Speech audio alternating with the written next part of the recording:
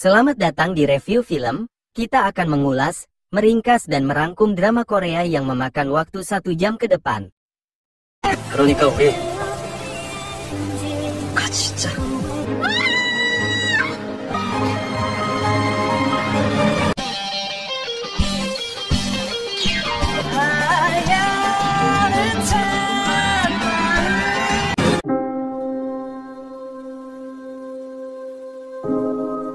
Sebuah kisah bermula dengan seorang bocah bernama Yoon Gyeol yang mempunyai ayah, ibu, serta kakak laki-laki dengan kekurangan tidak bisa berbicara maupun mendengar. Meski mempunyai banyak kekurangan, namun keluarga mereka bisa hidup dengan bahagia serta saling melengkapi. Sang ayah yang bernama Yi-chan bekerja sebagai penjual makanan cepat saji di area pembangunan bersama istrinya, yaitu Chung-ah. Malam itu tiba-tiba salju turun. Dengan dipenuhi keceriaan, mereka bermain salju bersama-sama. Namun sebuah pipa hendak menimpa sang kakak, yaitu Eun-ho. Eun Gyeol bergegas menyelamatkannya, namun terjatuh. Untungnya sang ayah sempat melihatnya sehingga berhasil menyelamatkan Eun-ho. Setelah kejadian tersebut, Eun Gyeol bertanya kepada ayahnya, andai saja mereka sedang dalam bahaya, siapa yang akan diselamatkan terlebih dahulu? Sang ayah mengaku akan menyelamatkan Eun Gyeol terlebih dahulu, agar bisa membantunya menyelamatkan anggota keluarga lainnya. Terlebih lagi Eun Gyeol adalah penghubung antara mereka dengan dunia. 당연히 은결이 너지. 천사니까. Beberapa hari kemudian mereka akan pindah ke tempat baru. Buyom adalah pemilik gedung yang akan mereka tinggali. Sayangnya ia menyambut dengan hinaan mengenai difabel yang diderita keluarga Pak Yi-chan. Meski begitu, Eun Gyeol tidak menyampaikan hinaan tersebut kepada orang tuanya. Di balik semua itu, Eun Gyeol adalah bocah cerdas yang sering mendapat prestasi. Bahkan Buyom menyuruh putranya berteman dengan Eun Gyeol hanya karena prestasi tersebut. 은결이랑 같이 나가서 놀아도 돼요? 당연하지. Suatu hari Eun Gyeol bermain bersama Byung-ho dan teman-temannya. Mereka melewati toko musik dan menyuruh Eun Gyeol berhati-hati dengan pemilik toko tersebut. Menurut rumor yang beredar, dia suka menculik anak-anak dan memakannya. Di sekolah barunya, Eun Gyeol menjadi murid paling pintar. Byung-ho memanfaatkannya agar mau menukar jawaban dengannya saat ulangan berlangsung. Tetapi Eun Gyeol menolaknya sehingga mendapat perlakuan buruk.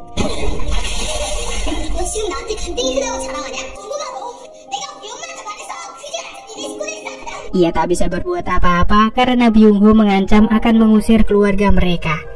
Saat dalam perjalanan pulang, Eun Gyeol tak sengaja mendengar lagu dari toko musik Viva, membuatnya menangis terseduh-seduh.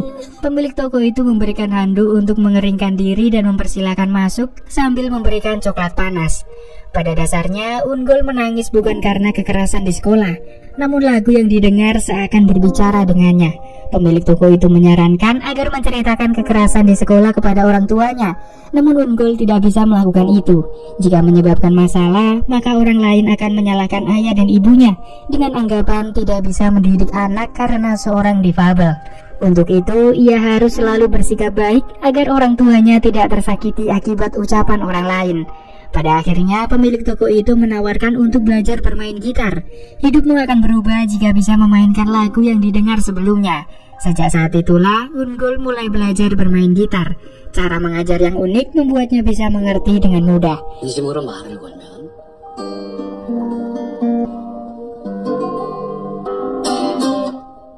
얘도 그 화를 Seiring berjalannya waktu, kehidupannya juga mulai membaik. Kini Eun Gyeol semakin mahir memainkan gitar, bahkan sanggup memainkan alunan melodi yang membuat Pak Viva kagum.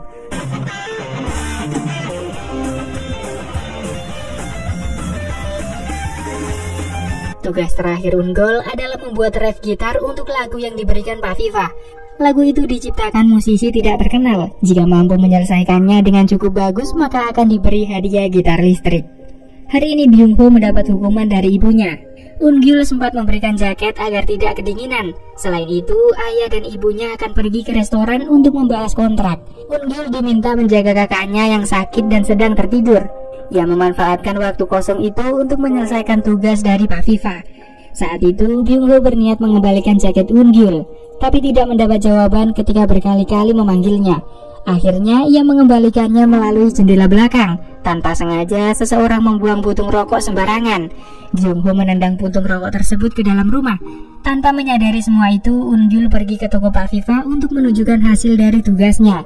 Berkali-kali ia menggedor pintu namun tidak ada jawaban. Ternyata Pak Viva telah tergeletak di dalam. Sementara itu kebakaran hebat terjadi di rumah akibat puntung rokok. Ayah dan ibunya sangat terkejut dengan kejadian ini. Petugas damkar telah berhasil menyelamatkan Unho. Tapi Pak Yichan mengira Ungyul masih ada di dalam sehingga nekat masuk demi menyelamatkannya. Tak lama kemudian, Ungyul telah kembali. Ia sangat ketakutan saat mengetahui ayahnya masuk ke dalam api untuk mencarinya. Untungnya Pak Yichan masih bisa kembali dengan selamat. Akibat kebakaran itu, Pak Yichan dan keluarganya akan diusir dari sana. Sebelum benar-benar pergi, Ungyul berniat akan berpamitan dengan Pak Viva. Tapi justru kenyataan pahit yang diterima, kalau Pak Viva telah meninggal. 6 tahun kemudian, Ungyul harus ikut taekwondo bersama kakaknya untuk menjadi penerjemah. Meski seorang difabel, Unho sangat terkenal di kalangan para gadis karena ketampanannya. Pak Yichan juga sudah mempunyai kedai sendiri. Bahkan kehidupan keluarga mereka sudah membaik. Ia merasa bangga dengan kedua putranya. Unho akan masuk timnas taekwondo, sedangkan Ungyul menjadi murid terbaik dan akan masuk ke Universitas Kedokteran. Pak Yichan berterima kasih kepada Ungyul karena mulai saat ini tidak ada yang bisa meremehkan keluarganya. Tapi nampaknya pujian itu justru menjadi beban bagi Ungyul. Ia masih suka bermain musik, bahkan tampil di depan umum dengan masker agar tidak dikenali. Ungyul begitu dinanti karena permainan gitar yang sangat keren. Tapi malam itu akan menjadi penampilan terakhirnya.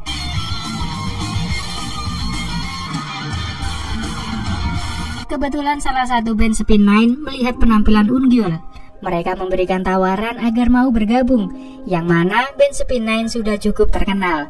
Awalnya tawaran itu ditolak begitu saja, tapi tampaknya Ungyul belum bisa berhenti bermain musik sehingga akan menerima tawaran tersebut. Sebelum bergabung, ia meminta beberapa syarat. Pertama, Ungyul akan menggunakan masker saat tampil karena alasan pribadi. Yang kedua, tahun depan merupakan tahun terakhirnya di SMA, jadi harus mengutamakan sekolah. Dan ketiga, ia memiliki situasi keluarga yang unik, membuatnya harus menjadikan keluarga sebagai prioritas utama. Pada akhirnya, kesepakatan itu dibuat dan mereka tampil bersama Ungyul untuk pertama kalinya. Banyak dari para fans sangat penasaran dengan wajah Ungyul, si pria bermasker. Kehebatan band Spin Nine telah terdengar maju. Seorang produser musik terkenal membuatnya tertarik dan mengajaknya tampil dalam tur Dongjin ke luar negeri. Sedikit informasi, Dongjin adalah seorang gitaris hebat yang sangat terkenal. Malam itu, Ungyul harus ke kantor polisi untuk menemui ayahnya yang mengalami kecelakaan. Mobil yang dikendarai Byung-ho telah menabrak gudangnya. Namun Buyong berusaha menutupi kesalahan putranya dengan mengaku sebagai pengemudi mobil tersebut. Setelah sang ayah bercerita dan Ungyul menjelaskan semuanya, kepolisian akan menyelidiki kasus ini lebih lanjut. Pak Yichan merasa kalau Buyong belum berubah, sama seperti kebakaran 6 tahun lalu. Ia mengetahui putranya menjadi penyebab kebakaran tapi menutup mata seakan tidak tahu apa-apa. Lalu menyuruh keluarga Pak Yichan bertanggung jawab padahal tidak melakukan kesalahan. Di keesokan harinya, Ungyul memutuskan untuk berhenti dari bandnya. Tentu membuat salah satu temannya merasa marah karena selalu pergi seenaknya tanpa memberikan alasan. Dan kini berhenti ketika band mereka akan diajak tur ke luar negeri. Pada akhirnya, Ungyul memberitahu tentang keluarganya seorang difabel dan hampir membunuh mereka di masa lalu karena terlalu menyukai musik. Ia takut akan membahayakan keluarganya jika mulai menikmati semua ini. Jung Hyung merasa kalau Ungyul sudah cukup dewasa untuk menentukan pilihan. Mereka akan menunggunya untuk sekali lagi.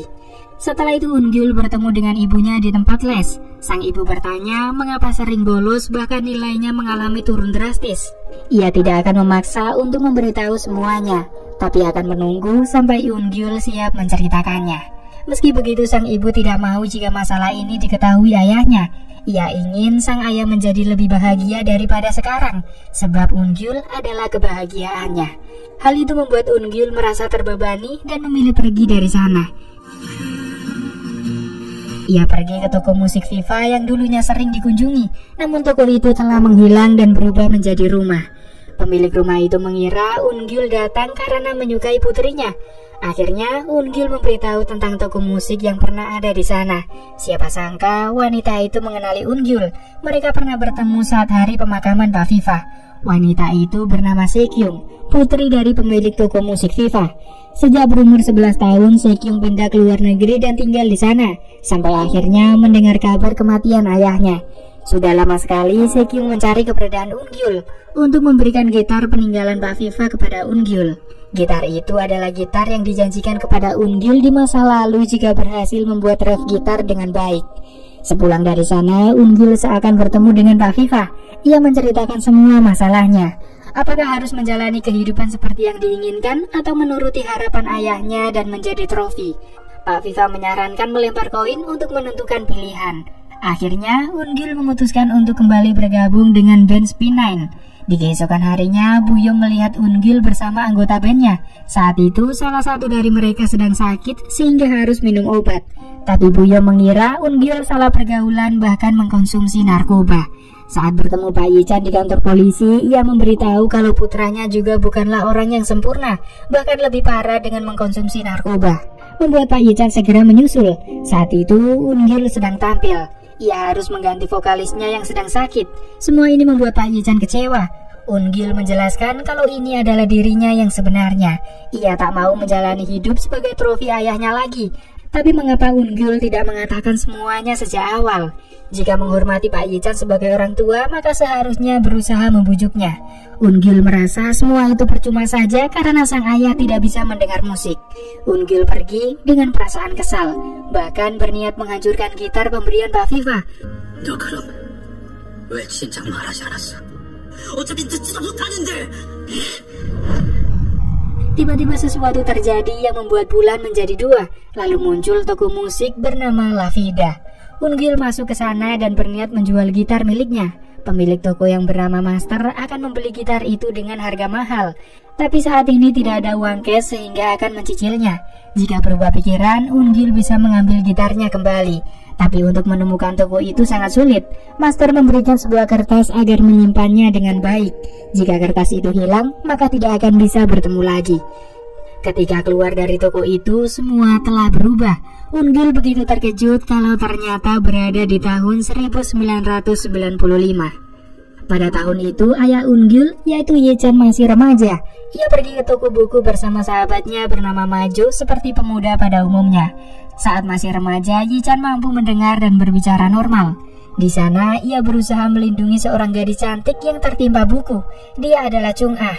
Yap, benar sekali, Chung Ah adalah ibu Ungyul ketika masih remaja. Pertemuannya dengan Yichan nampaknya membuatnya mengalami jatuh cinta pada pandangan pertama. Yichan adalah murid bandel, pemalas, dan sangat payah dalam hal akademik. Meski begitu, ia memiliki sikap baik dan ramah. Kondisi ekonomi yang tidak baik membuatnya harus bekerja paruh waktu di salah satu toko es krim. Sejak kecil, Yichan ditinggal pergi kedua orang tuanya. Ia tinggal bersama neneknya yang mengelola penginapan. Suatu ketika, seorang gadis cantik, Mbak Bidadari, datang untuk membeli es krim. Membuat Yichan tergila-gila dan berniat menjadi kekasihnya. Tetapi Maju tidak setuju akan hal itu. Gadis itu bernama Sekyung. Ia merupakan murid kelas 11 di SMA elit dan menjadi idola para buaya darat. Tak jarang agensi hiburan ingin menjadikan Sekyung sebagai mega bintang, tapi dia selalu menyendiri dan sangat berbakat. Selain itu, Sekyung berasal dari keluarga konglomerat, serta mempunyai kekasih yang kuliah kedokteran dan juga anggota band. Tentu saja Yichan tidak akan bisa bersaing. Kehadirannya hanya akan dianggap seperti butiran debu. Meski begitu, Yichan tetap bertekad akan mendapatkan Sekyung. Bahkan nekat masuk ke pesta orang kaya demi bisa melihat Sekyung dari dekat. Kedatangannya pun diketahui Sang Ah, yaitu sahabat Sekyung sekaligus pemilik acara tersebut. Untungnya, Sekyung menyelamatkannya dengan mengaku telah mengundang Yichan. Mulai sekarang, Sekyung menyuruh agar menjauh darinya, bahkan menunjukkan resleting Yichan yang masih terbuka sehingga membuatnya sangat malu. Di balik itu, Chung Ah juga bersekolah di SMA elit, tapi ia sering dijahili teman-temannya karena tidak bisa mendengar maupun berbicara. Hari itu Chung Ah disliding tackle temannya dan membuat cat air yang dibawa mengenai Sekyung. Meskipun Sekyung terkenal cuek dan pendiam, namun kejadian itu tidak membuatnya marah dan justru bertanya, "Apakah kamu baik-baik saja?" Sebagai tanda permintaan maaf, Chung-ah memberikan kaos band miliknya, mengingat seragam Sekyung basah kuyup karena cat tersebut. Tapi saat pulang sekolah, Yi-chan juga datang dengan menggunakan baju yang sama, sehingga menganggap kalau Sekyung juga menyukai band. Yi-chan akan membuat band demi Sekyung serta menunjukkan rasa sukanya. Tiba-tiba Sekyung melihat tangan Yi-chan untuk memastikan apakah pandai bermain musik atau tidak. Tapi jika Yi-chan gagal, maka harus menjauh darinya. Namun kalau berhasil, Yi-chan meminta agar diberi kesempatan menjadi kekasihnya. Ya, walaupun itu 0%.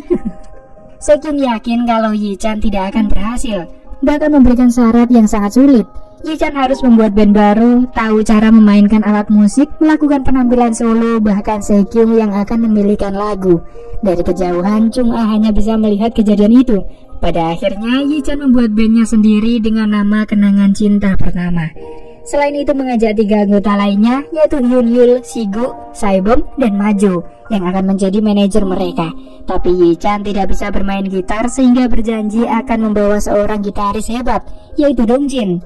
노래가 부르고 싶으면 노래방 가서 혼자 쳐. 내가 기타 무진장 잘 치는 애로다 하나 섭외할게. Dengan ditemani Majo, Yi-chan membuat formulir perekrutan gitaris di forum daring dengan menjanjikan makanan serta tempat tinggal gratis. Rupanya postingan tersebut dilihat Dongjin dan tertarik untuk bergabung. Mereka sepakat untuk melakukan pertemuan di depan toko buku. Namun di keesokan harinya ketika hendak melakukan pertemuan, Dongjin mules sehingga bergegas ke toilet. Dan itu adalah hari Eun-gyul melakukan perjalanan waktu dari tahun 2023 ke 1995. Ketika hendak mengembalikan kertas milik Dongjin yang terjatuh, tiba-tiba Yi-chan dan Majo ada di sana, sehingga mengira kalau Eun-gyul adalah Dongjin. Tentu saja Eun-gyul sangat terkejut bertemu dengan ayahnya saat masih remaja. Ia baru mengetahui kalau di masa lalu ayahnya bisa berbicara dan mendengar. Eun-gyul terus memanggilnya ayah sehingga membuat Yi-chan ketakutan. 찬입니다. 죽을 거 맞아? 아닐걸요? 예뻐라! Pada akhirnya, Eun-gyul mengaku sebagai Dongjin agar bisa bersama Yi-chan. Namun teman-temannya menyadari akan hal itu sehingga menganggap Yi-chan dan Majo sebagai penipu. Mengetahui kalau ayahnya membuat band demi Sekyung membuat Eun-gyul sangat kesal. Seharusnya Yi-chan berkencan dengan Chung-ah, membuat Yi-chan bingung karena tidak mengenali gadis yang dimaksud. Di sisi lain, Sekyung mulai tertarik untuk berteman dengan Chung-ah. Saat itu, Chung-ah mencoba bertanya apakah Sekyung menyukai Yi-chan. Sekyung mengaku tidak menyukainya dan hanya menganggapnya lucu layaknya karakter dalam sebuah komik. Sementara itu, Eun-gyul kembali ke toko buku dengan harapan bisa menemukan jalan kembali ke tahun 2023. Tapi sayangnya itu tidak berhasil. Ia mencoba menghubungi master melalui nomor yang ada di kertas pemberian tempo hari, namun nomor itu tidak aktif. Saat ini Eun-gyul tidak tahu harus bagaimana dan tidak punya tempat tujuan. Apalagi sebelumnya Yi-chan telah mengusirnya. Tiba-tiba ia merindukan sang ibu dan terpikir untuk mencarinya. Namun informasi mengenai sang ibu sangat minim. Yang dia tahu ibunya adalah yatim piatu sejak kecil. Pada akhirnya Eun-gyul harus tidur di jalan bersama para gelandangan. Tiba-tiba mendengar suara telepon umum berdering. Rupanya panggilan tersebut berasal dari master yang menyuruh agar Eun-gyul menikmati perjalanannya tanpa memberitahu cara untuk kembali. Viva la vida! Setelah itu ia terbangun seakan panggilan tersebut hanyalah mimpi. Eun-gyul kembali menemui Yi-chan untuk meminta maaf atas kejadian kemarin dan memohon agar diizinkan bergabung dengan bandnya demi mendapat tempat tinggal serta makan gratis. Sayangnya Yi-chan menolak karena ulah Eun-gyul kemarin ia dicap sebagai penipu.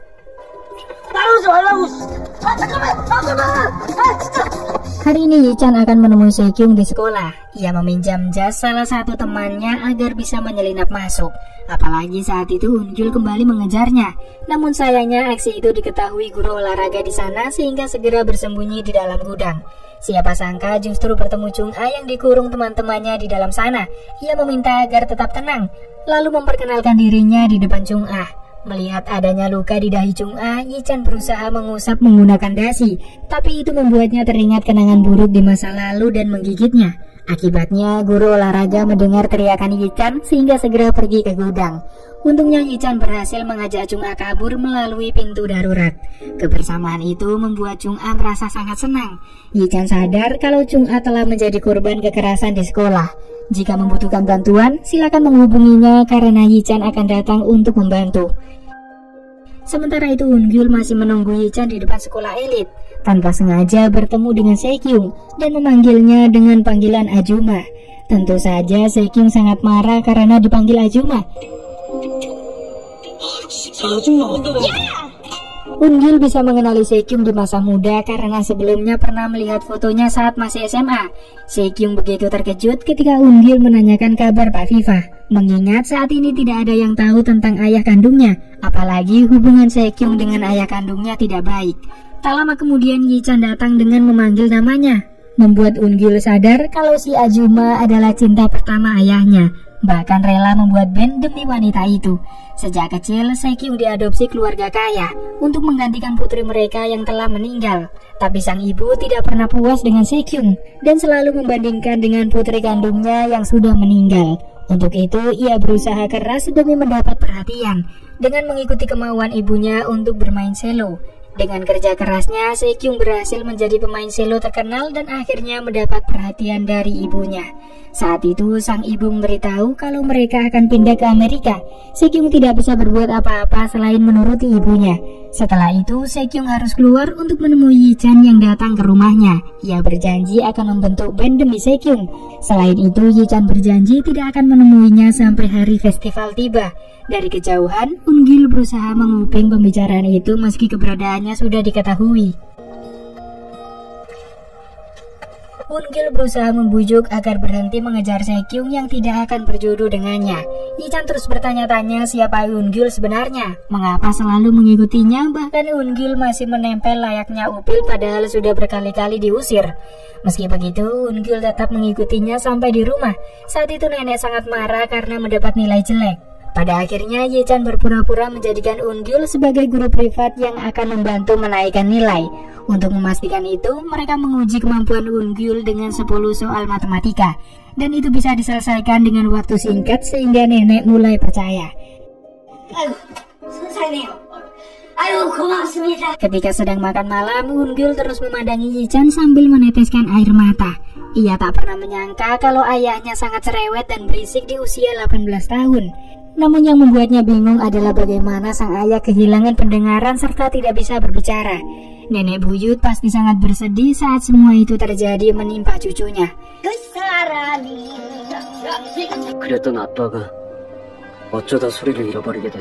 Di keesokan harinya, Se-kyung bertemu dengan direktur sekolah untuk memberitahu kalau dia akan pindah ke luar negeri.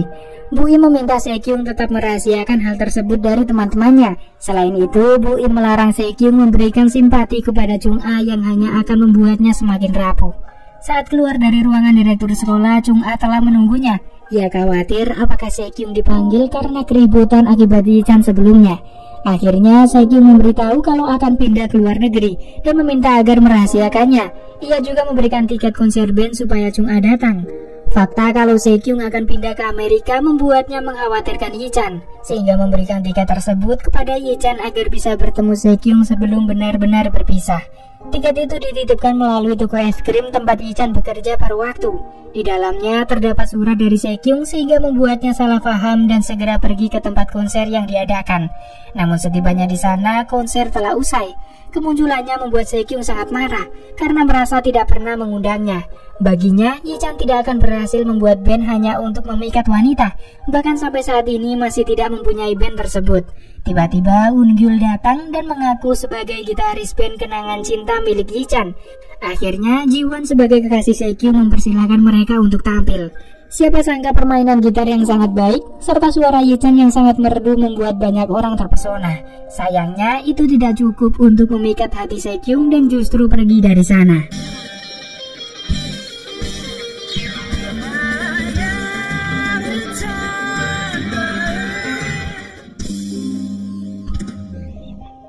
Setelah penampilan luar biasa itu, Yi-chan meminta Eun-gul agar bergabung dengan bandnya.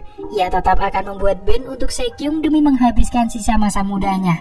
Setelah lulus SMA, Yi-chan akan bekerja dan menabung demi mendapatkan kembali restoran nenek yang hilang karena ulah ayahnya. Tiba-tiba seorang bocah hendak tertabrak mobil sehingga Yi-chan berusaha menyelamatkannya. Untung saja Eun-gul sempat mendorong Yi-chan agar tidak tertabrak. Saat itu Ungyul teringat luka di leher ayahnya akibat kecelakaan saat kelas 11 SMA. Kemungkinan besar kecelakaan itu yang membuat sang ayah tidak bisa berbicara dan mendengar. Untuk itu, Ungyul harus mencegah kecelakaan tersebut. Kejadian hari ini membuat Yi-chan mengiranya sebagai pecinta sesama jenis.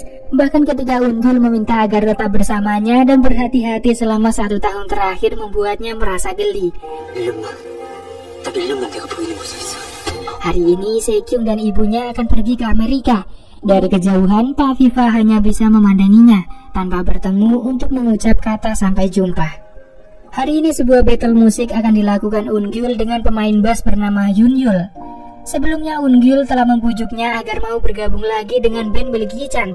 Namun ajakan itu ditolak, bahkan kemampuannya diragukan, sehingga Ungyul menentangnya untuk melakukan battle musik. Yunyul akan bermain lebih dulu, lalu Ungyul harus mengikuti iramanya. Siapa sangka Ungyul mampu menyaingi pemain bass terhebat di sekolah itu, bahkan membuat Yunyul terpukau.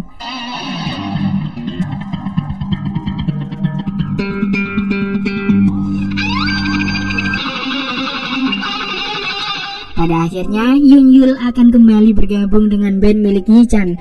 Sigu dan Sibum juga bersedia untuk kembali bergabung, tapi mereka tidak setuju jika Yi-chan menjadi pentolan. Mereka lebih setuju jika Yunyul yang menyandang gelar tersebut. Setelah berunding, mereka akhirnya setuju jika Yi-chan mampu mengikuti audisi menyanyi. Ungyul akan membantunya untuk menjadi pentolan serta mengajarinya bermain gitar, asalkan Yi-chan mau kuliah. Sebelumnya, nenek sempat memintanya agar membujuk Yi-chan untuk kuliah. Impian sang nenek adalah melihat cucunya menjadi mahasiswa dan memakai topi kelulusan di hari wisuda. Mendengar hal tersebut, Yi-chan bertanya mengapa Ungyul begitu baik kepadanya. Bagi Ungyul, Yi-chan telah menyelamatkan kehidupannya berkali-kali. Akhirnya, Yi-chan bersedia untuk belajar, membuat nenek dan penghuni penginapan lainnya merasa ikut senang.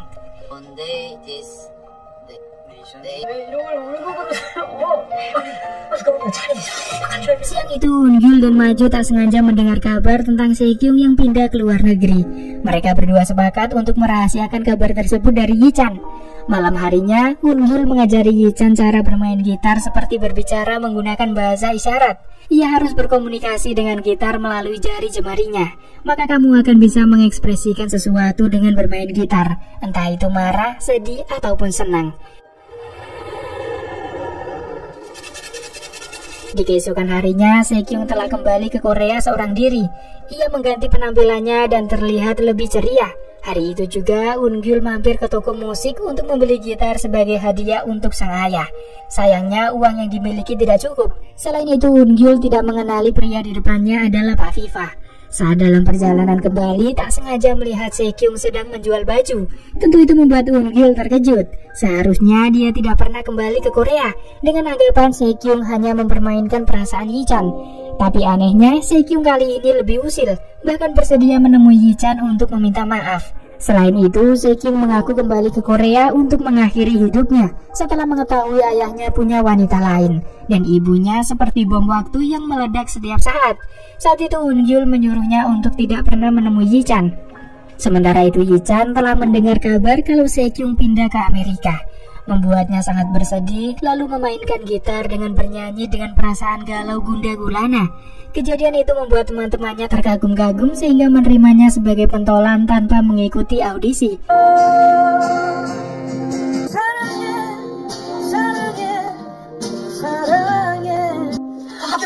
Sore harinya, toko es krim memberitahu kalau gadis yang memberikan tiket konser baru saja pergi. Yi-chan segera menyusul dan menyadari jika Chung-a adalah orangnya. Ia sangat marah karena tiket pemberian Chung-a membuatnya seperti orang bodoh di depan Sekyung. Ia begitu kesal karena Chung-a hanya terdiam. Bahkan Yi-chan menganggapnya tuli ketika Chung-a hampir tertabrak mobil. Saat kembali, Yi-chan heran mengapa Chung-a tidak menjawab satu kata pun. Pemilik toko es krim memberitahu kalau gadis itu tidak bisa berbicara maupun mendengar, sehingga membuatnya merasa bersalah. Tak lama kemudian, hujan turun. Yi-chan memutuskan menyusul Chung-a agar tidak kehujanan, tapi tiba-tiba Sekyung muncul di hadapannya. Sementara itu, Ungyul menghampiri Chung-a yang sedang menangis di tengah lebatnya hujan. Ia memberikan payung miliknya, tanpa menyadari kalau gadis itu adalah ibunya saat masih muda. Chung-ah berniat kembali menemui Yi-chan untuk menyampaikan perasaannya, namun justru melihatnya sedang bersama Se-kyung.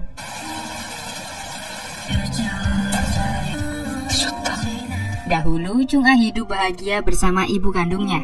Dia adalah orang pertama yang memanggil namanya dengan lembut menggunakan bahasa isyarat, bahkan mengajarkan cara mengungkapkan kasih sayang.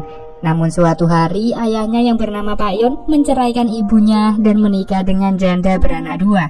Dia adalah Bu Im, yang saat ini menjadi direktur sekolah. Sikap Bu Im sangat kejam kepada Chung-ah. Ia melarang menggunakan bahasa isyarat di rumah itu. Bahkan Chung-ah sering dikurung di dalam gudang tanpa sepengetahuan ayahnya. Para pembantu di sana tidak bisa berbuat apa-apa selain tutup mulut karena mendapat ancaman dari Bu Im. Lalu suatu hari, Chung-ah melihat Yi-chan menyelinap masuk ke dalam pesta di halaman rumah, membuatnya bisa tertawa untuk pertama kali. Dan mereka kembali bertemu di toko buku, membuat jantungnya berdetak kencang. Sejak saat itu, Chung-ah sering mengikuti Yi-chan dari kejauhan. Andai saja tidak memberikan kaos band miliknya kepada Se-kyung, apakah dirinya yang akan berdiri di hadapan Yi-chan? Pada akhirnya ia memutuskan menutup mata, dengan harapan bisa menghilang dari dunia ini. Tapi tiba-tiba Yi-chan kembali muncul setiap kali sedang dikurung. Melihat pertemuan Yi-chan dengan Se-kyung membuatnya memutuskan untuk pergi. Yi-chan berusaha menyusul dan melempar sesuatu agar Chung-ah melihatnya, tapi itu justru membuatnya tampak kesal lalu pergi dengan menaiki taksi. Sementara itu Eun-gil sangat marah kepada Se-kyung, padahal sebelumnya sudah berjanji tidak akan menemui Yi-chan. Namun itu hanya dianggap candaan. Se-kyung mengaku akan menghilang saat waktunya tiba, membuat Eun-gil bertanya-tanya apakah dia memang Se-kyung yang dikenal. Saat Yi-chan kembali, ia mengajaknya untuk berbicara berdua. Se-kyung terus memandangi wajah Yi-chan, bahkan meminta maaf sudah terlalu kasar dan ingin mengenali Yi-chan lebih jauh. Kejadian hari ini membuat Yi-chan sangat senang dan menceritakannya kepada para penyewa di tempatnya. Mereka merasa Yi-chan telah berhasil membuat Se-kyung tergila-gila dan menyesal sudah meninggalkannya. Hal itu membuat Eun-gil bertanya-tanya apakah Se-kyung yang saat ini berbeda dengan Se-kyung di masa depan. Cerita yang didengar dari Se-kyung masa depan sangat berbeda dengan sekarang. Ia teringat ucapan Se-kyung yang mengaku akan menghilang saat waktunya tiba, membuatnya terpikir apakah berniat untuk bunuh diri. Akhirnya Eun-gil pergi ke rumah Se-kyung untuk memastikannya, tapi nampaknya dia baik-baik saja, bahkan sempat menggodanya. 설마 내 걱정돼서 온 거야? Di keesokan harinya Se-kyung datang ke sekolah Yi-chan untuk mengajaknya bermain di taman hiburan, bahkan mengajak para anggota band juga. Awalnya Eun-gil tidak mau ikut, namun takut jika Yi-chan mengalami kecelakaan yang menyebabkan kehilangan pendengaran sehingga akan ikut untuk menjaganya. Namun itu justru membuat Yi-chan merasa risih.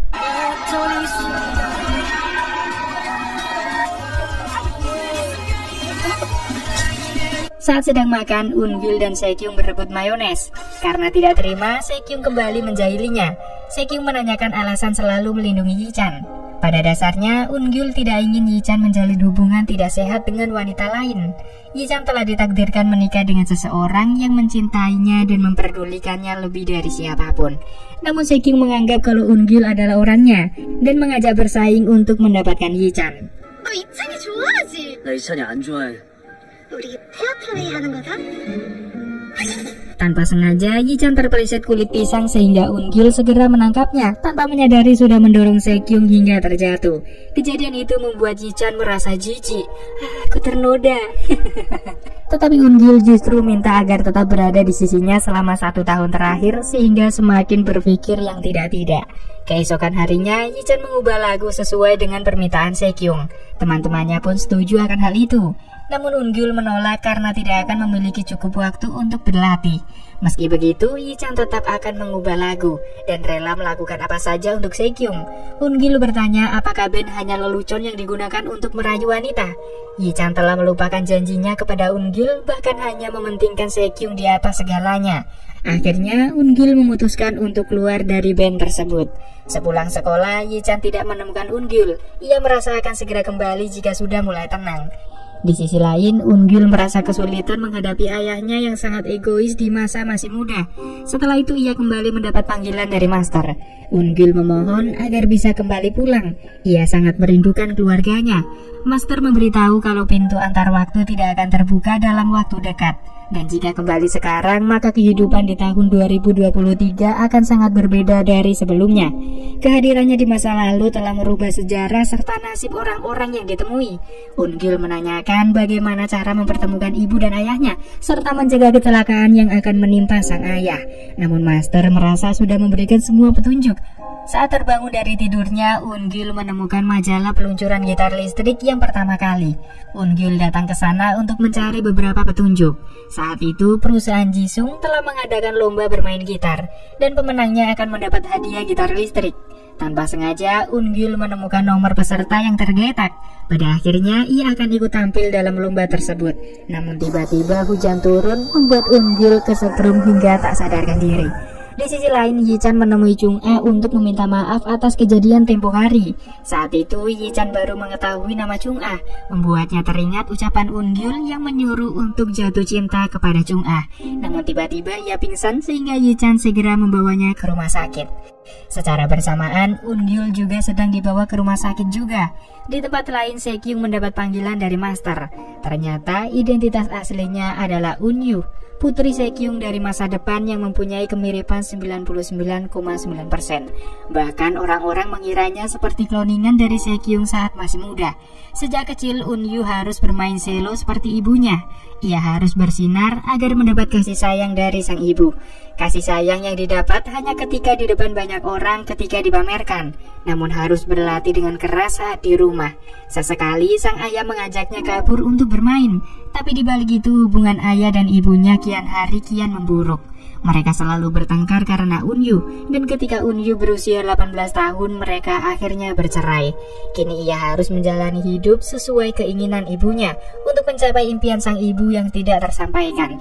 Suatu hari, ibunya bercerita tentang seorang pemuda yang menyukainya, bahkan rela membuat band. Dia adalah cinta pertamanya. Pria itu sangat ceria, bersinar layaknya matahari, bahkan selalu memberikan perhatian meski sikapnya tampak dingin.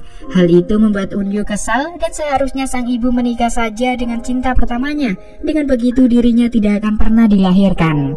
Eun-yu muak dengan sikap ibunya yang selalu minum alkohol hingga mabuk. Pada akhirnya Eun-yu pergi dari rumah untuk menemui sang ayah di Amerika. Namun ternyata ayahnya sudah menikah lagi dan mempunyai keluarga baru, membuatnya pergi dengan perasaan penuh kekecewaan, bahkan membuang ponselnya yang terus mendapat panggilan dari ayah dan ibunya. Tiba-tiba bulan terbelah menjadi dua. Lalu melihat toko musik La Vida, Eun-yu memutuskan untuk menjual selo miliknya. Master menyarankan agar bepergian sebelum memutuskan untuk mengakhiri hidupnya, dan akan diberi uang dolar yang akan lebih berguna saat di perjalanan.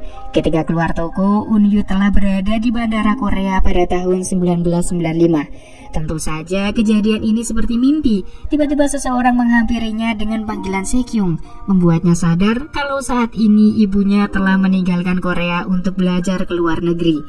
Eun-yu memberitahu Master kalau menemukan cara paling damai dan menghilang dari dunia ini. Ia akan mencari cinta pertama ibunya untuk mengubah masa depan. Dengan begitu dirinya tidak akan pernah dilahirkan di masa depan. Selain itu, Eun-yu juga sudah menemukan cinta pertama ibunya tersebut. Tapi Master justru bertanya apakah yakin kalau memang dia orangnya, sehingga membuat Eun-yu mulai ragu. Di sisi lain, Chung-a telah tersadar dan memilih segera pergi dari rumah sakit. Yi-chan berusaha menyusulnya untuk meminta maaf, lalu mengajaknya untuk makan bersama. Meski menolak ajakan tersebut, namun perutnya tidak bisa berbohong kalau sedang lapar. Yi-chan sempat memberikan nomor faksimilenya dan meminta Chung-a menghubunginya kapan saja jika membutuhkan bantuan. Bahkan memberikan perhatian agar makan teratur serta minum obat supaya cepat sembuh. Ecie. 위급 상황이면 먼저 내 삐삐로 다시 심장이.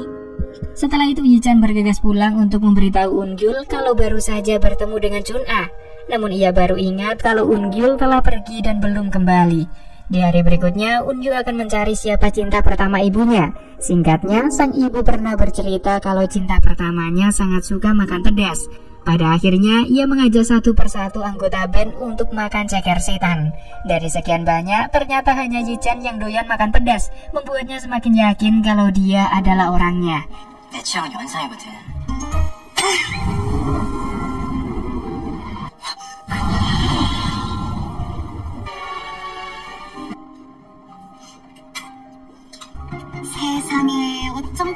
우리 아들로? Namun di balik itu, Eun-gyu merasa harus waspada dengan Eun-gyul karena dia bisa membuat jantungnya berdebar. Di hari berikutnya, Yi-chan memberitahu teman-temannya kalau Eun-gyul telah menghilang. Mereka merasa harus mencari gitaris baru, membuat Yi-chan kesal karena tidak setia. Tapi teman-temannya justru menganggap Yi-chan sebagai penyebab semua ini terjadi. Akhirnya Yi-chan berusaha mencari Eun-gyul dengan menyebarkan poster buronan. Poster pencarian orang maksudnya. Saat ini Eun-gyu bingung harus memilih Yi-chan atau Eun-gyul. Andai saja Eun-gyul tidak memanggilnya dengan nama Sekyung saat pertama kali bertemu, maka dia tidak akan menyamar menjadi ibunya. Ia merasa Eun-gyul terlalu banyak mengetahui tentang ibunya, sehingga beranggapan pasti mempunyai hubungan spesial. Oleh karena itu Eun-gyu akan mencarinya untuk memastikan kebenaran itu. Sementara itu Yi-chan mendapat kabar dari seseorang yang mengaku melihat Eun-gyul. Namun saat bertemu, mereka adalah sekelompok preman yang ingin menipu demi mendapatkan uang hadiahnya. Yi-chan dihajar hingga tidak sadarkan diri. Sebelumnya Chung-ah sempat melihat Yi-chan berlari dan berusaha mengikutinya. Namun saat berhasil menemukan Yi-chan, ia sudah tergeletak dengan berlumur darah. Chung-ah berusaha mencari bantuan lalu bertemu dengan Sekyung. Akhirnya Yi-chan akan segera dibawa ke rumah sakit. Namun saat itu Chung-ah lebih memilih untuk pergi. Sementara Eun-gyul tiba-tiba kembali berada di tahun 2023. Ia segera menemui ayah dan kakaknya dengan perasaan sangat senang. Namun alangkah terkejutnya, sang ibu bukanlah Chung-ah melainkan Sekyung. Membuatnya teringat dengan ucapan master kalau kembali ke tahun 2023 saat ini maka semua akan berubah. Untuknya itu hanyalah mimpi. Saat ini ia berada di rumah pemilik perusahaan Jisung. Jo-yep adalah direktur perusahaan tersebut. Ia justru menganggap Eun-gyul sebagai mata-mata serta menyuruh menandatangani surat perjanjian agar tidak meminta ganti rugi lebih banyak di kemudian hari. Ketika hendak pergi dari sana, sempat berpapasan dengan Chung-ah. Setelah melihat nama di seragamnya, membuat Eun-gyul sadar kalau dia adalah sang ibu saat masih remaja, sehingga menerobos masuk serta merobek surat perjanjian. Hal itu membuat Jo-yep kesal lalu memukulnya hingga tak sadarkan diri. Yang tak lain, itu hanya berpura-pura agar bisa tetap di sana. Eun-gyul heran mengapa ibunya mengaku sebagai yatim piatu padahal terlahir dari keluarga kaya. Tak lama kemudian, Bu-im dan Sang-a telah pulang. Sedikit informasi kalau Sang-a dan Jo-yep adalah anak kandung Bu-im. Jadi secara otomatis mereka adalah saudara tiri Chung-ah. Sang-a tiba-tiba merebut gantungan kunci milik Chung-ah yang tampak begitu berharga, sehingga terjadilah perkelahian di antara mereka. Tapi di depan ibunya, ia mengaku kalau Chung-ah yang merebut gantungan itu darinya, sehingga membuat Bu-im marah bahkan melakukan kekerasan.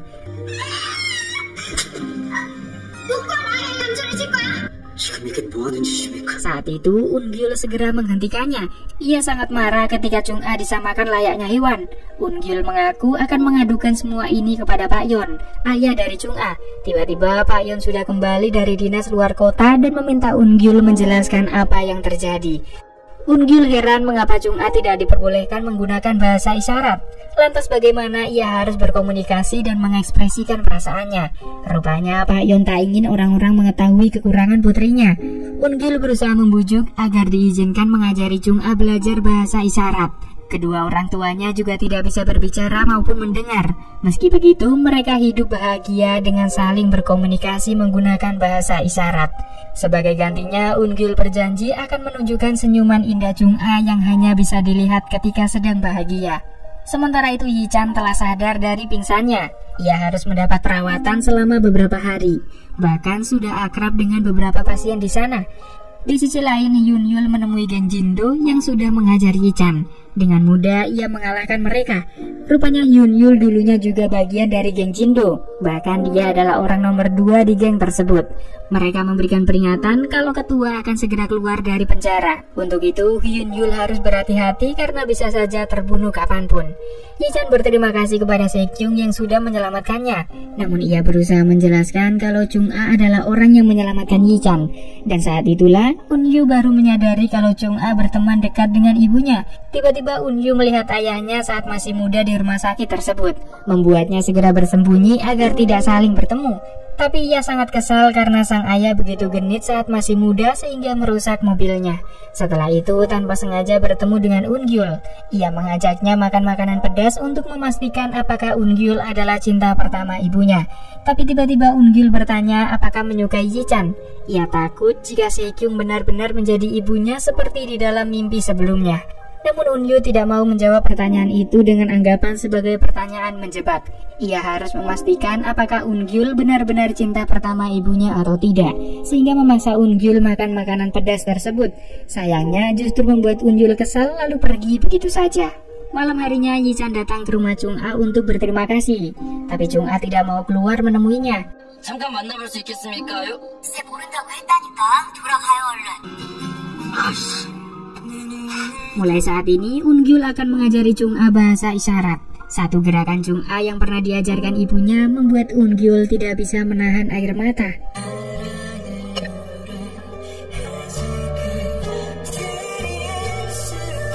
Di hari berikutnya, Eun-gyu menunggu Chung-a di depan sekolah, tapi justru melihatnya bersama Eun-gyu. Ternyata mulai saat ini Eun-gyu akan bersekolah di sana juga untuk menemani Chung-a.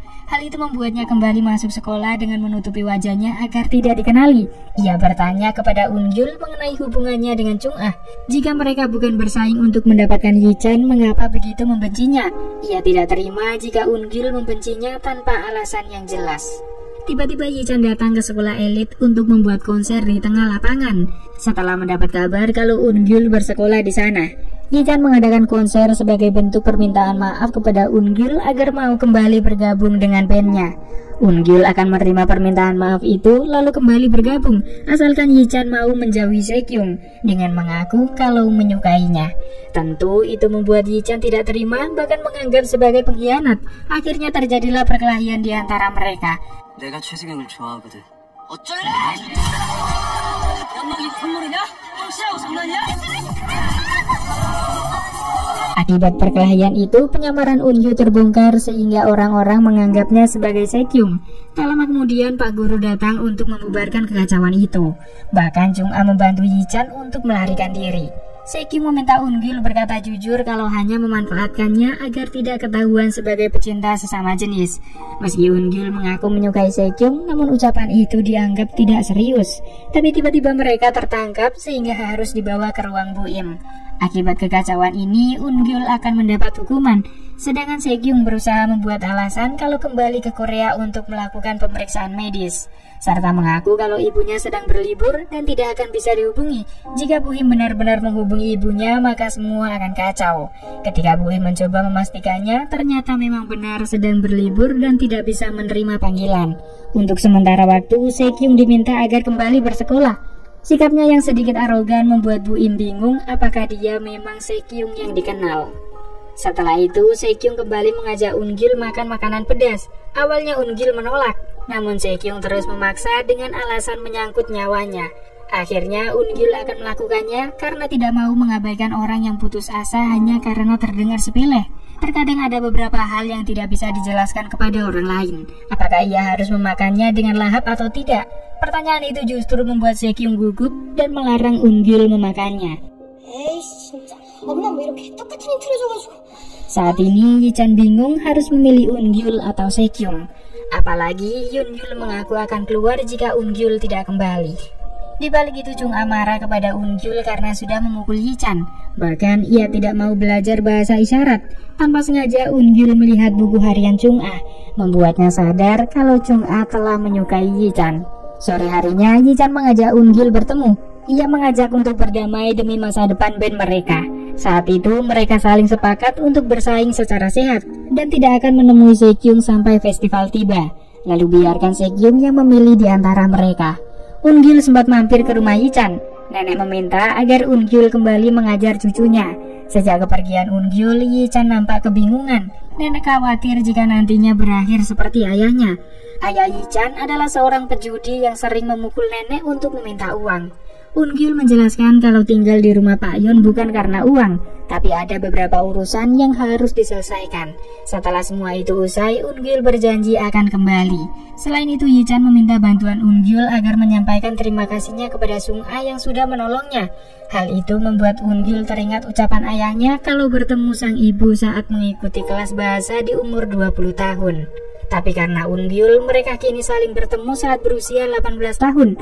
Ia bertekad akan membuat Yi-chan dan Chung-a saling menyukai sebelum festival dimulai, serta menjaga kecelakaan yang akan menimpa Yi-chan agar tidak kehilangan pendengarannya. Di keesokan harinya, Eun-gyul meminta maaf dan akan membantunya untuk dekat dengan Yi-chan. Selain itu, Eun-gyul harus menghindari Se-kyung yang kembali bersekolah, mengingat sebelumnya sudah berjanji dengan Yi-chan untuk tidak menemui Se-kyung. Tapi sayangnya Se-kyung justru mengejarnya karena tidak terima sudah diabaikan begitu saja. Kabar kalau Se-kyung kembali bersekolah telah sampai kepada Yi-chan. Secara otomatis, Eun-gyul akan bertemu Se-kyung setiap hari. Merasa sudah dicurangi, Yi-chan pun bertekad akan berlatih lebih giat demi bisa bersinar lebih terang. Namun ruangan tempat berlatih telah diambil jurusan lain, sehingga tidak mempunyai tempat untuk berlatih lagi. Eun-gyul mendapat kabar dari Majo kalau tempat latihan telah berpindah dan sangat rahasia. Tidak boleh ada yang tahu tempat baru tersebut. Eun-gyul mengajak Chung-a dengan harapan bisa menyatukannya dengan Yi-chan. Tapi ternyata Se-kyung sudah ada di sana dan bercanda ria. Se-kyung menyapa Chung-a dengan bahasa isyarat sehingga membuatnya terkejut. Tapi itu justru membuatnya terlihat lebih unyu. Hulu-hulu. Eun-gyul berniat menjadikan Chung-a sebagai desainer gaya di dalam band mereka. Sedangkan Yi-chan juga ingin menjadikan Se-kyung sebagai fotografer, sehingga terjadilah perdebatan yang tidak ada faedahnya. Akhirnya Eun-gyul akan mengajak Se-kyung pergi ke suatu tempat untuk membuktikan kemampuannya, dan Yi-chan harus berduaan dengan Chung-a. Saat itu Yi-chan meminta maaf menggunakan bahasa isyarat. Ia juga sempat melihat lukisan Chung-a yang sangat keren, tapi di akhir gambar justru menemukan lukisan wajahnya, sehingga menyadari kalau Chung-a telah menyukainya. Chung-a memberikan buku miliknya lalu pergi. Di dalam sana terdapat surat yang tersirat dari Chung-a bahwa sudah mengetahui jika Yi-chan menyukai Se-kyung. Tapi semua itu tidak penting karena mereka mempunyai perasaannya masing-masing. Kamu menyukai Se-kyung dan aku menyukaimu. Tidak bisakah kita berteman? Jangan bilang kamu tidak mau karena aku hadir dengan segala kekurangan. Sementara itu Eun-gyul mengajak Se-kyung pergi agar Yi-chan dan Chung-a berduaan. Tapi karena berjalan cukup jauh membuat motornya kehabisan bensin. Mereka terpaksa harus menunggu bus lewat meski itu tidak mungkin karena sudah terlalu malam. Saat itu Eun-gyul meminta Se-kyung agar memilihnya saat festival nanti. Ia tidak akan membiarkan Se-kyung jatuh ke tangan orang lain. Meski harus terluka, Eun-gyul yakin bisa menerima Se-kyung dengan sebaik mungkin. Akhirnya Se-kyung menyuruhnya untuk bernyanyi. Lagu yang merdu, suasana yang syahdu, dan dengan segala gejolak di dalam hati membuat Eun-gyul tidak tahan lagi. Untungnya ia berhasil menahan hasrat tersebut. Tapi Eun-gyul teringat ucapan kakaknya bahwa hidup tidak perlu sempurna agar bisa bersinar. Momen kecil yang membuat hidupmu berkelit dan menghadirkan kebahagiaan adalah saat momen itu terjadi. Membuatnya seketika mencium Se-kyung. Setibanya di rumah, Se-kyung meminta agar melupakan kejadian hari ini serta menjaga jarak. Eun-gyul dianggap curang karena mengambil langkah lebih dulu. Se-kyung ingin bermain adil sampai festival tiba. Setelah itu, Chung-a meminta Eun-gyul agar mengajarinya bahasa isyarat, serta menanyakan arti dari ucapan Yi-chan sebelumnya, membuat Eun-gyul merasa sangat senang. Di keesokan harinya, Pak Yeon telah kembali. Ia mengingatkan Eun-gyul agar menunjukkan kemajuan putrinya dalam 1 bulan. Selain itu, Eun-gyul meminta agar membelikan mesin fax untuk Chung-a. Itu akan membantunya berkomunikasi dengan dunia. Hari ini Se-kyung terlihat nampak begitu bahagia. Namun senyumannya seketika hilang ketika melihat kedekatan Eun-gyul dengan Chung-a. Bu-im meminta Eun-gyul datang ke ruangannya. Ia melarang menggunakan bahasa isyarat dengan Chung-a dengan alasan mempunyai metodenya sendiri. Tapi menurut Eun-gyul itu tidak masuk akal.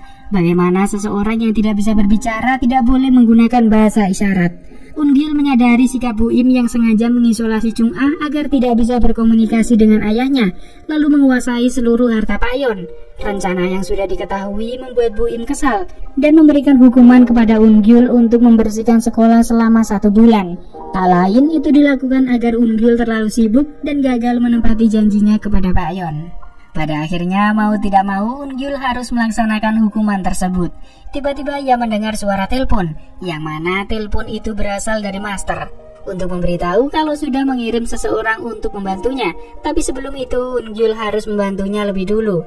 Master hanya memberikan petunjuk kalau orang itu sangat dekat. Setelah itu Eun-gyul, Yi-chan, dan anggota band lainnya akan menemui Pak Viva yang sudah menyediakan tempat latihan. Tak hanya itu, Pak Viva juga mendatangkan Dongjin yang bisa saja menjadi mentor mereka, membuat Yi-chan maju dan Eun-gyul segera melarikan diri, serta memberitahu temannya kalau dirinya yang sudah menipu Dongjin, sehingga berusaha menyembunyikan nama bandnya agar tidak menyadarinya. 제가 한 일이 생겨가지고 가봐야 될 것 같습니다. 우린 이제 끝났어. Pada akhirnya mereka sepakat untuk mengganti nama bandnya saja. Sembari memikirkan nama yang bagus, mereka juga akan menerima Sekyung sebagai fotografer dan Chung-a sebagai desainer. Yi-chan dan Eun-gyul saling berebut untuk memberitahu kabar tersebut kepada Sekyung. Karena Eun-gyul berhasil memenangkan, maka dirinya yang memberitahu Sekyung kabar baik tersebut, bahwa mulai saat ini ia akan menjadi fotografer. Sekyung sempat mengajaknya pergi ke pasar untuk menukar uang dolar pemberian master. Sekyung mengaku mendapat uang tersebut dari hasil menjual selo di toko musik. Eun-gyul mengira Sekyung adalah pembantu yang dikirim master, namun Sekyung mengaku menjual alat musiknya saat di Amerika, sehingga Eun-gyul merasa sudah salah duga. Sedangkan Yi-chan memberitahu Chung-a kalau akan menjadi desainer band mereka. Chung-a dan Yi-chan akhirnya sering bertemu untuk membahas beberapa model desain. Chung-a menunjukkan salah satu desain kesukaannya, yaitu semangka bertuliskan Viva la Vida, yang artinya panjang umur, sehingga membuatnya mempunyai ide untuk menjadikan semangka sebagai nama band mereka. Setibanya di rumah, Chung-a mendapat hadiah mesin fax dari sang ayah, membuatnya sangat senang dan digunakan untuk berkomunikasi dengan Yi-chan. Senyuman yang begitu tulus membuat Pak Yeon ikut merasa bahagia. Di hari berikutnya, Yi-chan mengusulkan untuk menggunakan nama semangka sebagai band mereka. Salah satu dari mereka menyarankan agar menggunakan bahasa Inggris agar terdengar sedikit keren. Akhirnya, mereka sepakat untuk menggunakan nama Watermelon Sugar dengan kata semangat Viva la Vida. Mereka mulai melakukan pemotretan dan pembuatan desain untuk band mereka, dan juga berlatih keras demi mencapai kesuksesan.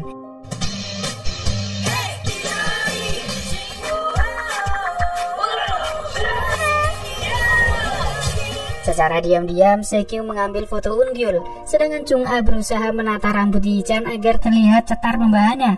Saat di sekolah, salah satu teman menyuruh Sekyung untuk memilih Yi-chan saja. Mereka ingin Eun-gyul tetap menjadi aset publik. Ternyata sangat banyak ciwi-ciwi yang mengidolakan Eun-gyul. Bagaimana tidak, dia adalah orang yang tampan, pintar, rajin mengaji, menabung, bahkan pandai dalam segala hal. Akibat kejadian itu, Sekyung merasa cemburu dan memberikan ancaman. Tiba-tiba Eun-gyul berteriak karena makan makanan pedas.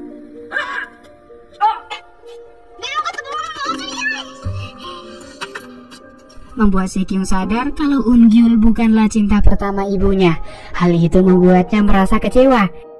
Di tempat lain, Maju memberitahu teman-temannya bahwa panitia festival telah menentukan jadwal latihan di atas panggung. Mereka kebagian besok jam 3 sore. Untuk itu harus datang tepat waktu. Setelah itu Pak Viva mentraktir mereka untuk barbekyuan dengan harapan band Watermelon Sugar bisa sukses debut.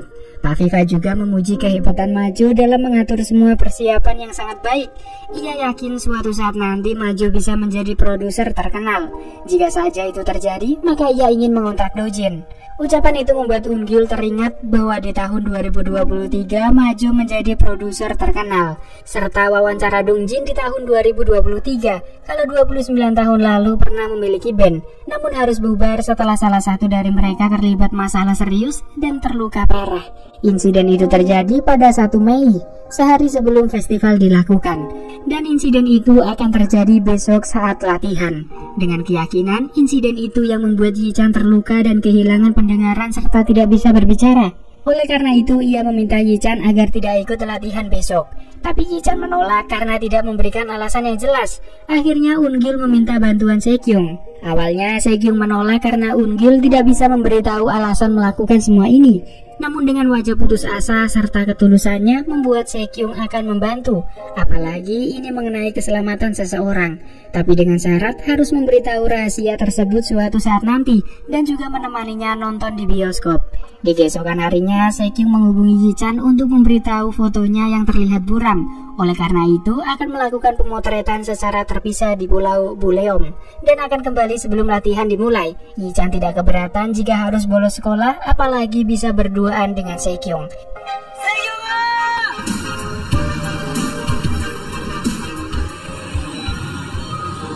Namun setibanya di sana justru bertemu Eun-gyul. Ia memberitahu bahwa semua ini adalah rencananya agar Yi-chan tidak bisa ikut latihan. Tentu saja membuat Yi-chan sangat marah. Apalagi ia tidak bisa kembali karena kapal akan kembali saat hari sudah gelap. Eun-gyul mengaku kalau dirinya adalah putra Yi-chan di masa depan. Semua ini dilakukan agar Yi-chan tidak mengalami kecelakaan saat latihan, dan kecelakaan itu akan mengubah seluruh hidupnya. Tentu Yi-chan tidak percaya dengan ucapan Eun-gyul dan akan kembali bagaimanapun caranya. Akhirnya Eun-gyul melompat dari atas tebing agar Yi-chan tidak kembali saat itu juga. Sedangkan Chung-a bertanya kepada Se-kyung siapa yang akan dipilih di festival nanti.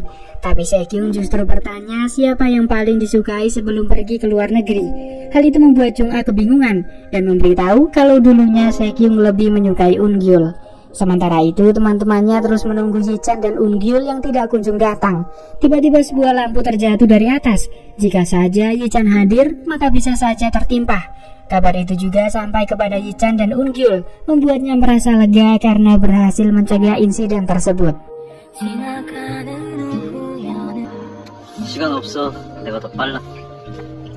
Malam harinya, Eun-gyul pergi ke bioskop bersama Se-kyung. Namun tiba-tiba mendapat kabar dari Majo kalau mereka akan berlatih di panggung festival, sehingga Eun-gyul pergi meninggalkan Se-kyung begitu saja.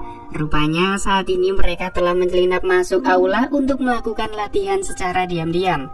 Tapi ketua geng anjing Jido telah bebas dari penjara dan datang untuk balas dendam kepada Hyun-jul dengan menganggapnya sebagai pengkhianat.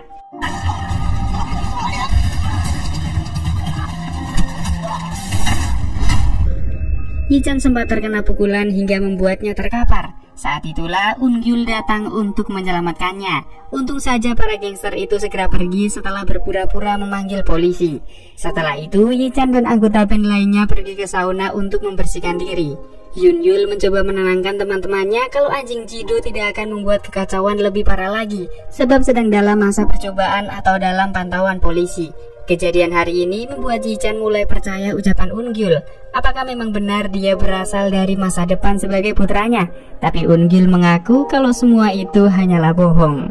Eun-gyul kembali teringat dengan Se-kyung yang ditinggal di bioskop. Ia segera menemuinya untuk meminta maaf. Namun Se-kyung sudah terlalu marah dan tidak mau memaafkannya. Di balik itu, Eun-gyul masih mempunyai misi untuk membuat Chung-a tersenyum serta menyatukan Chung-a dengan Yi-chan. Oleh karena itu, ia harus memisahkan Se-kyung dengan Yi-chan. Namun setibanya di rumah, Bu Im menyuruh Eun-gyul untuk segera pergi dari rumah tersebut. Kebetulan Taeyeon baru pulang dari dinas luar kota, sehingga memarahi Bu Im yang tidak mempunyai hak atas pengusiran tersebut. Selain itu, Taeyeon akan mengakhiri perjanjiannya dengan Eun-gyul untuk membuat kontrak baru agar membuat Chung-a tersenyum kepadanya. Hari ini merupakan hari membahagiakan bagi Chung-a. Ia sangat yakin kalau Se-kyung akan memilih Eun-gyul di festival nantinya. Namun setelah ditinggal di bioskop sendirian membuat Se-kyung sangat kesal dan terus mengabaikan Eun-gyul. Bahkan menganggapnya tidak ada bedanya dengan pria lain yang hanya menganggapnya sebagai trofi, lalu akan dibuang jika sudah mulai bosan. Se-kyung mengaku akan memilih Yi-chan di festival nantinya, sehingga membuat Chung-a sangat bersedih. Setelah itu, Chung-a pergi menemui Yi-chan untuk memberikan pick gitar sebagai salam perpisahan, dengan mengaku akan datang di festival, padahal itu tidak akan dilakukan. 그동안 즐거웠어, 있잖아. 내 기도 꼭 성공해.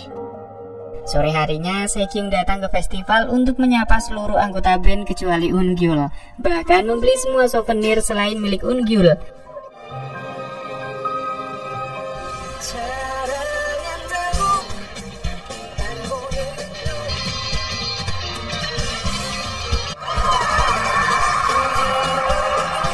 Pada akhirnya panggung festival telah diadakan. Yi-chan dan teman-temannya tampil dengan sangat memukau, membuat penonton bersorak meriah. Saat itu, Sang A memuji Eun-gyul dan Yi-chan yang pernah bermain musik dengan band milik Jiwon, membuat Se-kyung baru mengetahui kalau ayahnya adalah anggota band, lalu memilih pergi begitu saja. Kini ia baru menyadari kalau cinta pertama ibunya adalah sang ayah. Semua ciri-ciri yang disebutkan sang ibu sangat cocok dengan ayahnya. Mengapa selama ini tidak pernah menyadari akan hal itu? Kebetulan Pak Viva ada di sana dan melihatnya, mengira kalau yang ada di depannya adalah putrinya, tapi mengapa tidak mengenalinya? Malam harinya, Yi-chan dan teman-temannya merayakan keberhasilan mereka. Namun Yi-chan merasa tidak bersemangat.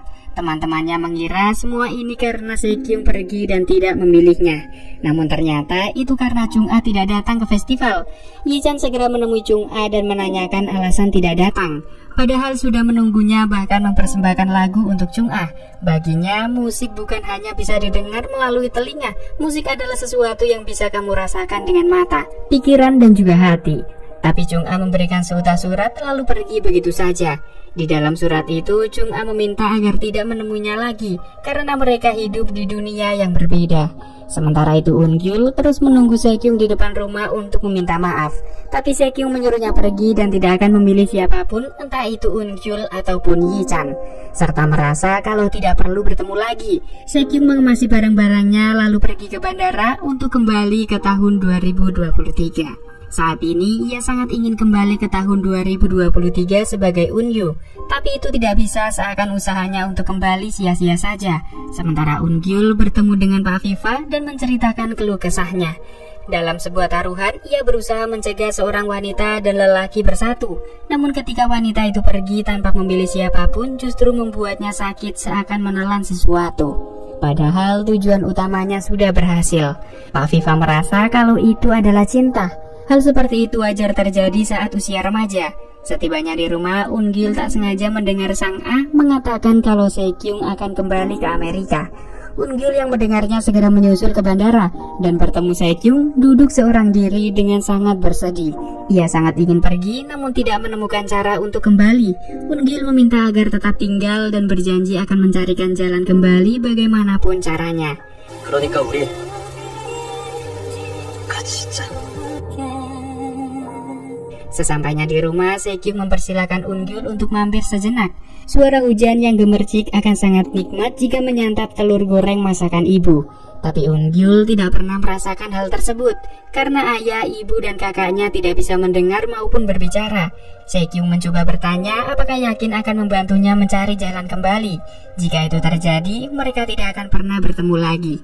Sebab alasan itulah Eun-gyul akan meluangkan waktu untuk membantunya. Dengan begitu, mereka akan lebih sering untuk bertemu. Hal itu pun membuat Se-kyung mulai berdebar. Saat pulang, Eun-gyul melihat bulan terbelah menjadi dua. Lalu tiba-tiba ponselnya mendapat panggilan padahal baterainya sudah habis. Yang mana panggilan itu berasal dari Master. Master memberitahu tidak lama lagi akan datang malam dengan 2 bulan di langit. Itu akan membuka pintu yang menghubungkan 2 dunia. Saat itu pula menjadi satu-satunya kesempatan Eun-gyul kembali ke tahun 2023. Di sisi lain, Yi-chan selalu teringat dengan Chung-a setiap kali melihat hadiah pemberiannya. Tak lama kemudian, Se-kyung datang untuk memberitahu perasaannya yang menyukai Eun-gyul. Ternyata Yi-chan sudah menyadari hal tersebut saat pemotretan. Bahkan tatapan Se-kyung terhadap Eun-gyul begitu jelas. Meski begitu, Yi-chan sama sekali tidak marah dan justru berterima kasih sudah membuat masa mudanya menjadi lebih menyenangkan. Di keesokan harinya, kepala sekolah meminta Yi-chan dan para anggota band lainnya tampil dalam festival antar sekolah. Mereka harus membuat lagu baru dan mengalahkan sekolah lain yang di kepala sekolahi rivalnya. Akhirnya, sebuah rapat diadakan. Mereka sepakat pergi ke perkemahan akhir pekan untuk membuat lagu, dengan harapan bisa mendapat inspirasi di sana. Selain itu, mereka juga akan mengajak Se-kyung dan Chung-a. Kali ini Yi-chan membiarkan Eun-gyul yang memberitahunya. Ia juga sudah mengetahui kedekatan Eun-gyul dan Se-kyung. Untuk itu jagalah dia sebaik mungkin. 18살의 아빠는 생각보다 훨씬 멋있다. Setelah itu Eun-gyul mengajak Chung-a agar ikut ke perkemahan akhir pekan. Ia tak perlu khawatir karena Se-kyung tidak memilih Yi-chan. Namun Chung-a tetap menolak dan meminta agar tidak ikut campur dengan kehidupan pribadinya. Di hari berikutnya, Eun-gyul tak sengaja melihat Se-kyung keluar dari kelas musik. Ia selalu kabur ketika Pak Guru menyuruhnya bermain selo. Se-kyung selalu menghindar seakan itu mengingatkan dengan kenangan buruk. Pada akhirnya Eun-gyul mengajaknya untuk bolos sekolah. Se-kyung sempat bertanya sejak kapan Eun-gyul menyukainya. Ternyata rasa suka itu muncul sejak Se-kyung kembali dari Amerika. Membuatnya sangat senang karena itu memang benar-benar dirinya.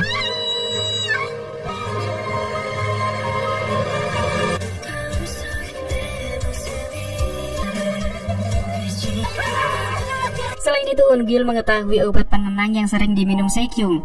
Akhirnya, ia menceritakan depresi yang diakibatkan tekanan dari sang ibu. Selama ini, ia dipaksa mencapai tujuan ibunya yang belum pernah tercapai. Hal itu membuatnya sangat tertekan dan mulai berteman dengan obat penenang. Ungyul mencoba menghibur bahwa kita tidak memiliki kewajiban agar diakui orang lain. Jika terluka, maka terimalah dengan lapang dada. Pada dasarnya, hanya kamu sendiri yang mengetahui seberapa dalam luka yang diderita. Aku tidak akan memaksamu untuk terlihat bahagia dan akan menjadi sahabatmu untuk menggantikan obat penenang itu. Ucapan itu membuat Sekyung tersentuh lalu memutuskan membuang obat penenang tersebut. Sedangkan Maju memaksa Yi-chan agar membujuk Chung-a untuk ikut ke perkemahan akhir pekan. Namun Yi-chan terus menolak. Tanpa sengaja, ia melihat Chung-a dan mengikutinya. Tiba-tiba ada murid lain yang mengaku tertarik kepada Chung-a. Meski diabaikan, namun tetap memaksa. Bahkan mulai mengganggunya setelah mengetahui Chung-a tidak bisa mendengar. Pada akhirnya, Yi-chan datang dan memberikan pelajaran untuk mereka. Akibat kejadian tersebut, mereka dibawa ke kantor polisi. Nenek tiba-tiba datang dan memarahi mereka, bahkan mengaku mempunyai saksi yang melihat awal mula pertengkaran terjadi, sehingga Yi-chan dan Chung-a bisa dibebaskan. Nenek mengajak Chung-a mampir ke rumah untuk makan bersama, namun Chung-a menolak lalu pergi begitu saja. Seketika nenek sadar kalau Yi-chan menyukai Chung-a, tapi jika itu karena kasihan maka lupakan saja. Jangan mulai mendekat kalau nantinya hanya menyakitinya. Nenek yakin hidup tanpa bisa mendengar atau berbicara pasti tidak mudah. Paling tidak, jangan menambah luka di kehidupan Chung-a. Setelah itu Chung-a mendapat pesan dari Ungyul agar datang ke tempat latihan untuk menghentikan Yi-chan. Namun sesampainya di sana justru Yi-chan sudah menunggunya. Sebenarnya ia telah menyiapkan lagu spesial untuk Chung-a saat festival. Tapi karena tidak datang maka Yi-chan akan menyanyikannya saat ini juga.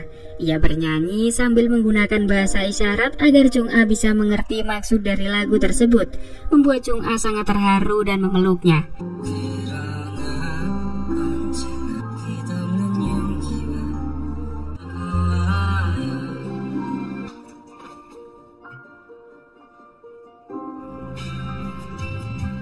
Di keesokan harinya mereka akan pergi ke perkemahan akhir pekan.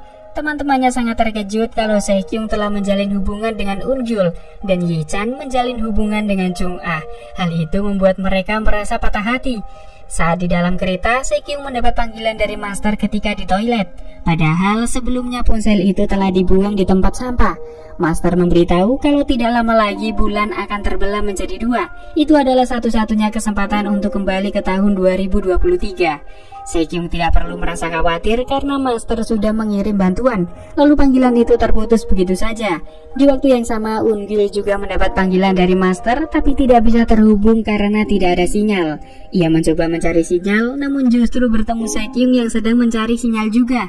Akhirnya mereka saling menyadari kalau sama-sama berasal dari tahun 2023. Tiba-tiba Yi-chan ada di sana dan menanyakan benda yang mereka bawa, sehingga Ungyul dan Sekyung segera memilih keluar dari kereta.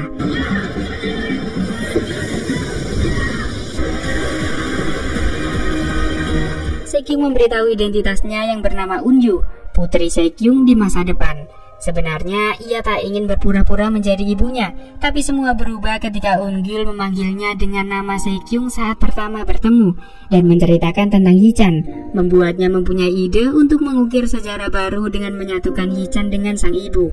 Dengan begitu dirinya tidak akan pernah terlahirkan. Ungyul juga memberitahu identitasnya sebagai putra Yi-chan di masa depan. Saat ini Yi-chan bisa berbicara dan bernyanyi, tapi akibat kecelakaan saat kelas 11 SMA membuatnya tidak bisa berbicara maupun mendengar. Untungnya Ungyul sudah mencegah kecelakaan tersebut. Tak lama kemudian Pak Viva datang untuk menjemput mereka yang tertinggal kereta. Ia terus memandangi Sekyung sehingga bertanya apakah mereka saling mengenal. Tapi Pak Viva tidak memberitahu kalau sebenarnya ayah Sekyung. Setibanya di perkemahan, Yi-chan menyuruh Ungyul menyerahkan benda yang disembunyikan sebelumnya. Ia penasaran apa fungsi benda tersebut. Ungyul mengarang cerita kalau benda itu adalah perekam suara model terbaru. Sore harinya, Yi-chan memberikan anak kucing kepada Chung-a agar Chung-a tidak merasa kesepian. Chung-a memberikan nama panggilan untuk Yi-chan dengan menggunakan bahasa isyarat yang artinya suara bersinar. Chung-a memang tidak bisa mendengar suara Yi-chan, tapi ia bisa merasakan semua itu.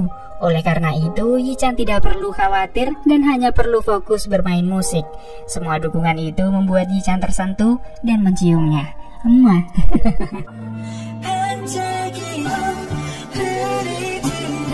Malam harinya mereka mulai mengarang lagu. Yi-chan dan Eun-gyul terus membuat lagu meski sudah larut malam. Bahkan Yi-chan mempersiapkan semuanya sampai terjaga semalaman. Akhirnya mereka sangat senang karena berhasil membuat lagunya sendiri. Selain itu mereka juga pergi ke pantai untuk bersenang-senang sebelum perkemahan itu usai. Saat kembali, Saekyung mengajak Eun-gyul pergi agar Yi-chan yang mengantar Chung-ah pulang. Yi-chan sempat memberitahu petunjuk untuk menghubunginya jika saja sedang dalam keadaan darurat. Tiba-tiba Bu Im ada di sana dan menyuruh Chung-ah segera masuk. Ia memukulnya karena bergaul dengan Yi-chan dianggap sebagai sumber kekacauan. Tak hanya diam, Chung-ah berusaha melawan dan mencoba mengirim pesan kepada Yi-chan, namun dihentikan Bu Im, bahkan merusak alat tersebut. Pada akhirnya Chung-ah dikurung di dalam gudang.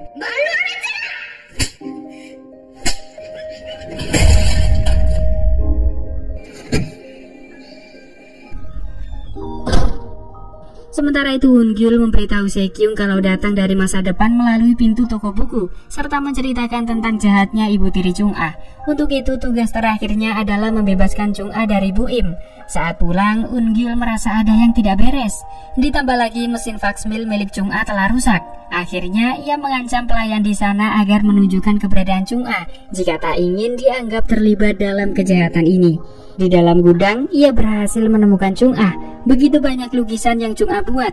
Bagaimana tidak, Chung-ah sering dikurung di sana sejak kecil tanpa sepengetahuan ayahnya.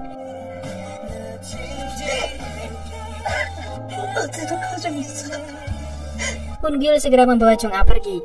Meski mendapat ancaman dari Bu Im, ia tidak takut dan akan menceritakan semua ini kepada Pak Yeon. 난 분명히 경고했다. 회장님이랑 직접 단판 지을 거야. Chung-ah diajak ke penginapan milik nenek Yi-chan untuk sementara waktu.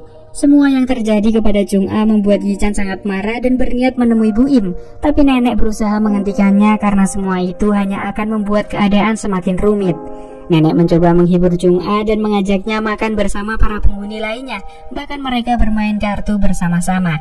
Semua ini membuat Eun-gyul baru menyadari kalau ayah dan ibunya juga mengalami masa muda yang sulit. Bahkan di masa depan harus menghadapi rasa sakit dan penderitaan untuk menjadi orang tua. Sementara itu Saekyung berusaha mencari beberapa informasi. Ternyata dulunya Pak Viva adalah seorang gitaris yang menguasai dunia. Namun bandnya harus hancur setelah terlibat skandal dengan artis bernama Ayong dan mempunyai seorang putri, tapi hingga sampai saat ini tidak ada yang mengetahui keberadaannya. Akhirnya Saekyung menemui Pak Viva untuk bertanya tentang Ayong. Setelah mengetahui kebenaran tentang ibunya, membuat Eun-gyul sangat bersedih dan merindukan sang ibu. Ia mengajak Eun-gyul makan di kedai karena merindukan masakan ibu. Akhirnya Eun-gyul mengajak ke rumah Yi-chan untuk menikmati masakan nenek. Mungkin saja itu bisa mengobati kerinduannya.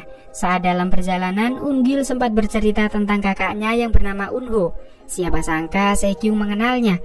Bahkan Eun-ho yang mengajarinya bahasa isyarat saat dirawat di rumah sakit. Saekyung teringat cerita Eun-ho tentang kecelakaan yang menimpa ayahnya. Itu terjadi setelah festival sekolah, yang artinya kecelakaan itu belum terjadi. Sang kakak mengetahui cerita itu dari teman ayahnya. Semua itu terjadi ketika Maju tak sengaja melihat Yi-chan di rumah sakit bersama Eun-ho.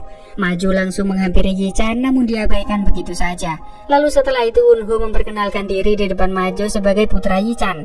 Mereka saling berkomunikasi melalui pesan. Dan saat itulah Eun-ho bertanya apakah dulunya sang ayah bisa berbicara. Sehingga Maju menceritakan semuanya. Kejadian itu berawal pada 6 Juni 1995. Pagi itu, Yi-chan telah membuat lagu yang akan diserahkan kepada Pak Viva. Tetapi Maju melarangnya. Band mereka telah hancur akibat perkelahian dengan geng anjing Jido. Salah satu anggota band mengalami cedera serius lalu pergi ke luar negeri. Meski begitu, Yi-chan tetap pergi ke rumah Pak Viva untuk menyerahkan musik tersebut. Tapi Pak Viva sedang ada tamu sehingga menyuruh Yi-chan datang lain waktu.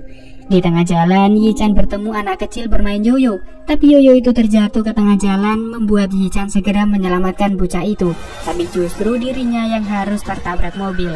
Kejadian itu membuat Majo merasa bersalah tidak bisa menemani Yi-chan pergi ke rumah Pak Viva. Andai saja ikut bersama Yi-chan, mungkin saja semua ini tidak terjadi. Setiap bertemu Yi-chan, mereka selalu tampak bersedih, sehingga membuat Yi-chan merasa sakit dan memilih untuk memutus hubungan dengan teman-temannya, meski terkadang sangat merindukan mereka. Kecelakaan itu terjadi ketika peringatan Hari Nasional yang artinya terjadi besok. Mereka mulai menyusun rencana agar kecelakaan itu tidak terjadi. Malam harinya polisi datang untuk menangkap Eun-gyul dengan tuduhan kasus penculikan Chung-ah. Tapi ternyata mereka adalah preman yang menyamar sebagai polisi. Eun-gyul dipaksa menandatangani surat pengakuan sebagai penculikan. Jika menolak, maka akan dibunuh. Meski sudah membuat surat pengakuan, namun nyatanya Eun-gyul tetap akan dimusnahkan dari muka bumi. Untung saja salah satu polisi datang untuk menyelamatkannya. Ternyata Eun-gyul telah bekerja sama dengan detektif untuk mencari barang bukti atas kejahatan Bu Im. Di sisi lain, Payon telah pulang dari luar kota dan meminta kunci gudang. Bu Im telah menutupi gudang itu agar kejahatannya tidak diketahui. Tapi sayangnya Payon merobek siasat itu sehingga melihat lukisan Chung-ah yang sering dikurung sejak kecil. Tentu semua ini membuat Payon sangat marah dan mengusirnya dari rumah. Namun Bu Im menolak dengan menjadikan surat pengakuan Eun-gyul yang menculik Chung-ah. Tapi tak lama kemudian Eun-gyul datang dengan semua bukti kejahatan Bu Im sehingga tidak bisa lagi mengelak. Setelah itu Eun-gyul menyuruh Yi-chan agar mengantar Chung-ah pulang. Yi-chan sempat berbicara berdua dengan Payon. Meski neneknya tidak bisa bahasa isyarat, tapi dia berbicara seharian dengan Chung-ah. Kamu akan menemukan cara jika benar-benar ingin mengekspresikan sesuatu. Yi-chan memberikan buku bahasa isyarat miliknya agar Payon bisa mempelajarinya. Seorang ayah seharusnya menjadi perisai yang melindungi dari berbagai hal, hingga anaknya cukup dewasa untuk menghadapi dunia. Yi-chan tidak pernah memiliki ayah seperti itu, dan berharap Chung-ah bisa memilikinya. Selain itu, Yi-chan juga menyuruh Eun-gyul agar pulang, dan membujuk ayahnya kalau lebih suka bermain band. Katakan kalau tidak mau menjadi trofinya lagi. Yi-chan yakin sang ayah pasti akan mengerti. Malam itu Eun-gyul terbangun dari tidurnya dan melihat Yi-chan sedang membuat lagu. Siapa sangka lagu buatan Yi-chan adalah tugas yang diberi Pak Viva kepadanya saat masih kecil. Akhirnya Eun-gyul akan membantu melengkapi lagu itu dengan syarat tidak boleh ada yang mendengarnya. Lagu itu hanya boleh dimainkan ketika Yi-chan ikut festival saat kuliah nanti. Dan besok Yi-chan harus tetap di rumah seharian. Siapa sangka Yi-chan setuju dengan persyaratan tersebut. 제 간절한 부탁을 들어주세요. Di keesokan harinya, Eun-gyul mengundang anggota band untuk datang ke rumah Yi-chan. Sedangkan Se-kyung berada di lokasi kecelakaan yang terjadi demi memastikan kondisi di sana. Benar saja ada seorang bocah bermain yoyo dan hampir tertabrak mobil. Setelah itu, ia pergi ke rumah Pak Viva untuk memastikan siapa tamu yang datang. Ternyata dia adalah Se-kyung yang asli alias ibunya sendiri. Malam harinya, Se-kyung memberitahu Eun-gyul kalau orang yang menemui Pak Viva adalah ibunya, membuat Eun-gyul menyadari kalau Pak Viva adalah pemilik toko musik yang mengajarinya bermain gitar, sehingga segera pergi ke sana untuk menemuinya. Di sisi lain, Maju dan teman-temannya tak sengaja mendengar lagu buatan Yi-chan. Mereka menyarankan agar menyanyikan lagu tersebut di perlombaan nantinya. Tentu Yi-chan menolak karena sudah berjanji kepada Eun-gyul, tapi Maju tetap membawa lagu itu kepada Pak Viva untuk dinilai. Akhirnya, Yi-chan berubah pikiran dan menyetujuinya. Saat itu, Ju-ye tak sengaja melihat Eun-gyul di tepi jalan. Ia berniat balas dendam karena Eun-gyul yang menyebabkan mereka diusir Payon. Yi-chan yang melihat itu berusaha menyelamatkan Eun-gyul.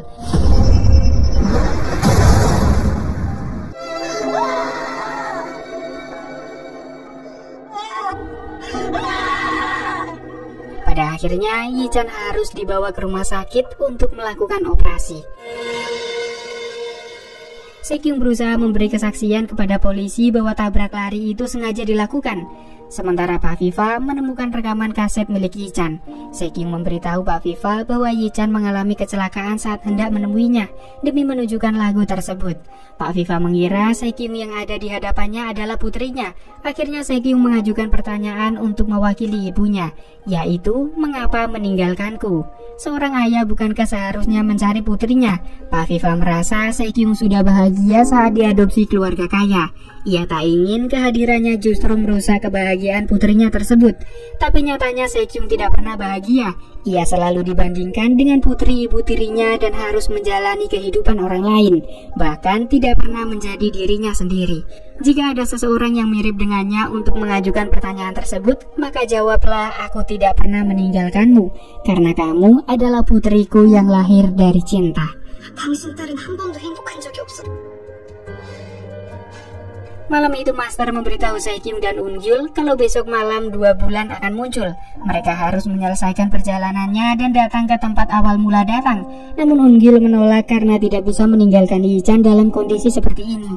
Sehingga Master kembali mengingatkan kalau besok adalah satu-satunya kesempatan untuk kembali ke tahun 2023. Jika memilih tetap tinggal, maka kehidupan mereka di masa depan akan menghilang.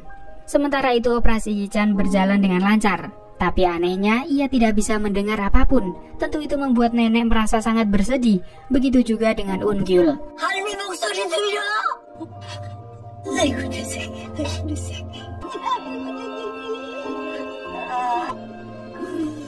Ia terus menyalahkan dirinya sendiri sebagai penyebab semua ini.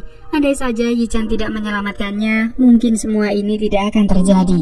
Eungyul berniat mencari pelaku tabrak lari tersebut, tapi Sekyung memberitahu kalau pelakunya sudah berhasil ditangkap polisi, serta menyuruh Eungyul tetap merahasiakannya dari nenek dan Yi-chan, kalau pelakunya adalah kakak tiri Chung-ah. Sekyung menyarankan agar tidak ikut campur lebih banyak lagi dan kembali ke masa depan. Jangan memaksakan diri untuk menanggung semua beban itu, karena hanya akan membuat mereka khawatir dan bersedih. Biarkan Yi-chan yang menyelesaikan masalahnya sendiri. Percayalah kepada mereka, karena Yi-chan dan Chung-ah juga ada di tahun 2023. Sekyung menyuruh agar mengamasi barang-barang dan menemuinya malam ini. Di sisi lain, Payon akan mengajak Chung-ah ikut perjalanan dinas keluar kota. Mereka akan pergi ke tempat dengan banyak galeri seni. Melihat ayahnya belajar bahasa isyarat membuat Chung-ah mulai tersenyum.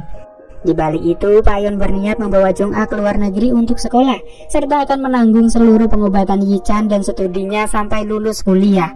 Sementara Sekyung yang sedang berkemas mendengar sesuatu. Ketika memeriksanya, ternyata itu adalah Sekyung yang asli, alias ibunya. Ia memperkenalkan diri sebagai Eunyu, putri Sekyung di masa depan. Ibu juga harus memberanikan diri menemui Pak Viva untuk menanyakan alasan sudah meninggalkannya. Maka akan mendapat jawaban yang seakan sudah ditunggu. Hiduplah dengan menjadi diri sendiri karena kamu cukup mempesona. Iya, mempesona banget. Sedangkan Eungyul menemui Pak Viva untuk berterima kasih atas semuanya. Jagalah kesehatan dan pastikan berbaikan dengan putri Anda. Nanti setelah bertahun-tahun jika melihat seorang bocah menangis di depan toko, berilah segelas susu, karena lebih menyukai susu daripada coklat panas. Setelah itu, Eungyul kembali menemui Yi-chan untuk berpamitan.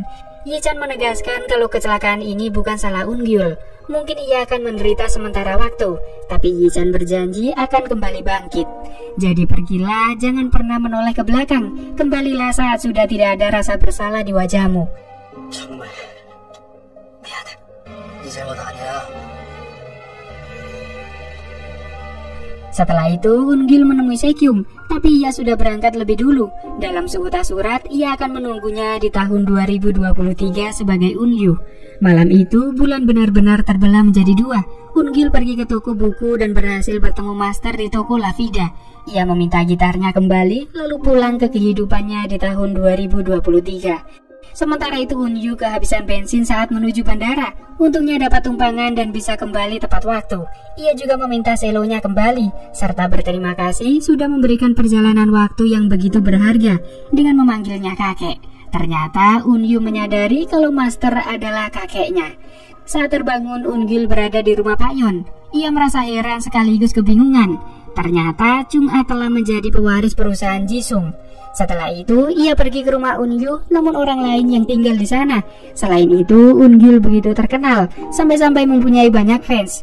Ternyata ia masih bergabung dengan band Spin9. Tapi berbeda dengan di awal film, kini band tersebut begitu terkenal. Dan hari ini juga mereka akan tampil. Eungyul sangat senang ketika bertemu kakak dan ibunya. Bahkan merasa sangat bangga karena Chung-ah yang pernah ditemui saat masih muda, kini menjalani kehidupan dengan sangat keren. Selain itu, para anggota band Watermelon juga masih menjalin hubungan baik sampai sekarang. Malam itu sebuah seminar dilakukan untuk memperkenalkan gitar listrik terbaru. Yi-chan adalah direktur perusahaan tersebut sebagai lulusan Universitas Amerika. Ia menceritakan masa sulit saat pertama kali tidak bisa mendengar. Saat itu ia berniat untuk mengakhiri hidupnya, tapi niat itu dibatalkan dan memilih kembali berjuang. Sudah 18 tahun hidup dengan pendengaran, maka mudah baginya untuk mengingat semuanya. Lalu setelah itu Yi-chan harus menjalani kehidupan selama 28 tahun tanpa suara. Setelah itu acara dilanjut dengan penampilan band Sp9. Saat itu Eun-gil melihat Eun-yu di antara para penonton.